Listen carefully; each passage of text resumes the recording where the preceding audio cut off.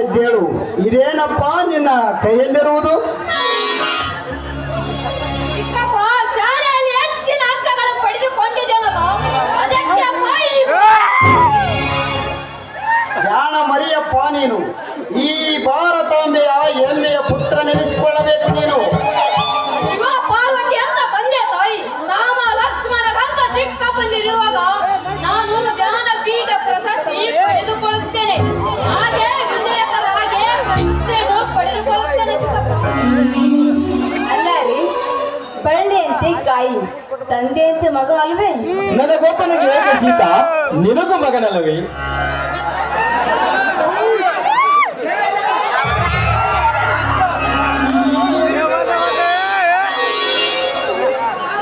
ಅಣ್ಣ, ಅತ್ತಿಗೆ ಬಾರಪ್ಪ ಮೇದಿನ, ಈಗ ಬಂದೀಯ?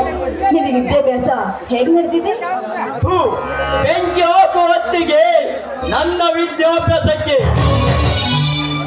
ಯಾಕಪ್ಪ ಶ್ರೀಧರ, ನೀನು ಹೀಗೇಕೆ ಮಾತನಾಡುತ್ತಿರುವಿ? ನಿನಗೆ ಊಟಕ್ಕೆ ಏನಾದರೂ ತೊಂದರೆ ಐತಿ? ಊಟಕ್ಕೆ ಅಷ್ಟೇ ಯಾಕಣ್ಣ, ನನ್ನ ಜೀವನವೇ ಕಷ್ಟವಾಗಿದೆ. ಅಂತ ಸಂಘಟನೆಯಲ್ಲಿ ನಮ್ಮಂತ ಬಡವರಿಗಲ್ಲಿದೆ ಅಣ್ಣ ವಿದ್ಯಾಭ್ಯಾಸ. ಹಣವಿಕ್ಕ ಶ್ರೀಮಂತರಿಗೆ ಮಾತ್ರ. ಸಹೋದರ, ಇಷ್ಟೇಕೆ ಕೋಪಿಸಿಕೊಂಡು ಮಾತನಾಡುತ್ತಿರುವೆ? ಹಣವೇನಾದರೂ ಬೇಕಾಗಿತ್ತೆ? ನಿನಗೇನು ಗೊತ್ತು ಸಿಟಿಯ ಅಭ್ಯಾಸ? ನೀನೊಬ್ಬ ಹಳ್ಳಿಯ ಹುಮ್ಮ. ಸಿಟಿ ಜೀವನ ಸಾಗಿಸೋದು ಅಲ್ಲಿದ್ದವರಿಗೆ ಮಾತ್ರ ಗೊತ್ತು.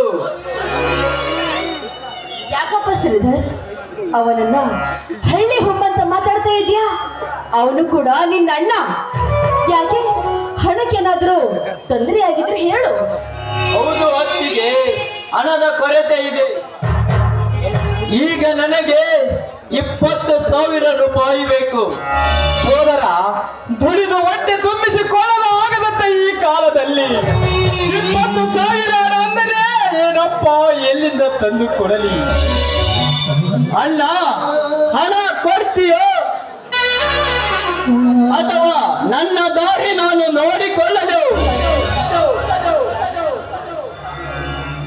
ಮನೆಯಲ್ಲಿ ಬಿಡುಗಾಸು ಕೂಡ ಇಲ್ಲ. ಮಾಡಿದ ಸಾಲನೆ ಇನ್ನೂ ಮುಟ್ಟಿಲ್ಲ. ಈಗ ಹಣ ಕೊಡು ಅಂದ್ರೆ, ಹಾ, ಹಣ ಇಲ್ಲಂದ್ರೆ ಏನಾಯ್ತು? ನನ್ನ ಕೊಳ್ಳಲಿರುವ ಈ ಒಡವೆನ ಕೊಡ್ತೀನಿ, ಅದನ್ನ ಮಾರಿ ಹಣವನ್ನ ತುಂಬುವಂತೆ. ಸೀತಾ, ಏನು ನೋಡ್ತಿರುವೆ ನೀನು? ಅಯ್ಯೋ ವಿಧಿಯೇ, ಒಬ್ಬ ತಮ್ಮನನ್ನು ವಿದ್ಯಾಭ್ಯಾಸ ಮಾಡಿಸಲಾಗಲವೇ ನನ್ನಿಂದ? ಅಯ್ಯೋ ವಿಧಿಯೇ.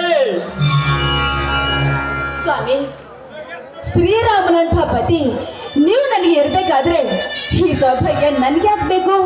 ಅದಲ್ಲದೆ ಇಂಥ ಒಡವೆಗಳನ್ನ ನಾವು ಮತ್ತೆ ಕೊಂಡ್ಕೋಬಹುದು. ಆದ್ರೆ ನನ್ನ ಮೇದಿನ ವಿದ್ಯಾಭ್ಯಾಸ ಒಮ್ಮೆ ಮುಗಿದು ಹೋದ್ರೆ ಆ ಸಮಯ ಮತ್ತೆ ಬರೋದಿಲ್ಲ ರೀ. ನಿನ್ನಂತ ತಾಯಿಯನ್ನು ಪಡೆದುಕೊಂಡ ನಾವೇ ಪುಣ್ಯವಂತರು. ಮೇದಿನ, ತಗೊಳಪ್ಪ, ನೋಡು, ಇದನ್ನ ಮಾರಿ ನೀನು ಹಣ ಕಟ್ಟು. ಆದ್ರೆ ನೀನೊಬ್ಬ ದೊಡ್ಡ ಸರ್ಕಾರಿ ಅಧಿಕಾರಿಯಾಗಿ ಬರಬೇಕು.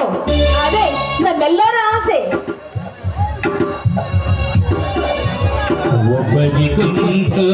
ಸಹೋದರ, ಆ ನಿನ್ನ ಅಭ್ಯಾಸಕ್ಕಿಂತ ಈ ಬಹುಮಾನವಿದೆಯನ್ನು ನನಗೆ ದೊಡ್ಡದಲ್ಲ.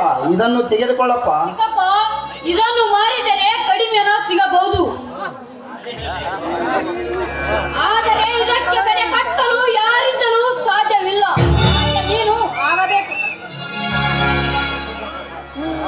ಅಪ್ಪ, ಅಮ್ಮ, ನನಗೆ ತುಂಬಾ ಹೊಟ್ಟೆ ಹಸುವಾಗಿದೆ. ಮುತ್ತು ನಗ ನಿನಗೆಂತ ಕೇಳು? ನನಗೆ ಸಿಹಿಯಾದ ಪಾಯಸ ಬೇಕಮ್ಮ. ಆಯ್ತು, ನಿನಗೆ ಇಷ್ಟ ಅಂತ ಪಾಯಸ ಮಾಡಿಟ್ಟಿದ್ದೀನಿ. ನಿಮ್ಗೇನ್ ಬೇಕು?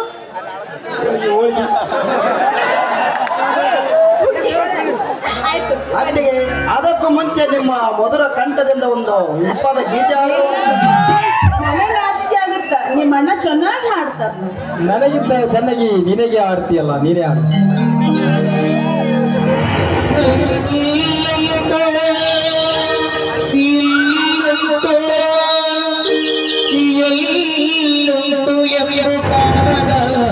ದೇವರನ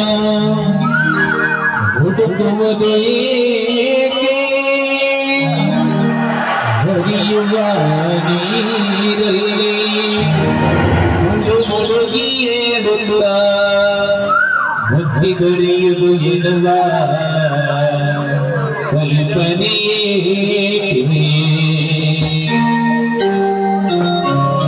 ಅದೇ ಮಂತ್ರಾಲಯ ಮನಸ್ಸೇ ದೇವಾಲಯ ಅದೇ ಮಂತ್ರಾಲಯ ಮನಸ್ಸೇ ದೇವಾಲಯ ದೇವರಿಂದ